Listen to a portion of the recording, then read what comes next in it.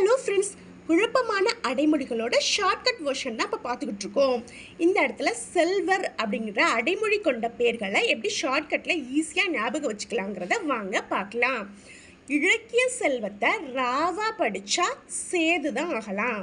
இலக்கிய செல்வத்தை ராவா படித்தா சேதுனா சேது படத்தில் விக்ரம் என்ன ஆவார்? பைத்தியம் தான் ஆவார். நெக்ஸ்ட்டு, அரசியல் செல்வங்கிறது சகல சம்பத்துகளையும் சேர்க்கிறது. அரசியல் செல்வங்கிறது சகல சம்பத்துகளையும் சேர்க்கிறது. அனுமன் வாயில் என்ன நாமம் வரும்? ராம ராம ராமன் வரும். ராமருங்கிறது லக்ஷ்மி, அதாவது செல்வத்தோட அதிபதியோட கணவரா? அப்படி இருக்கப்ப அப்போ சொல்லிலேயே செல்வத்தை வச்சிருக்கவர் யாரு?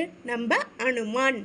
அடுத்து, சிவன் ஞான நிலை அடையிறதுக்கு முன்னாடி சிலம்ப காலில் கட்டிக்கிட்டு ஆடுவார். சிவன் ஞான நிலை அடையிறதுக்கு முன்னாடி சிலம்ப காலில் கட்டிக்கிட்டு ஆடுவார்.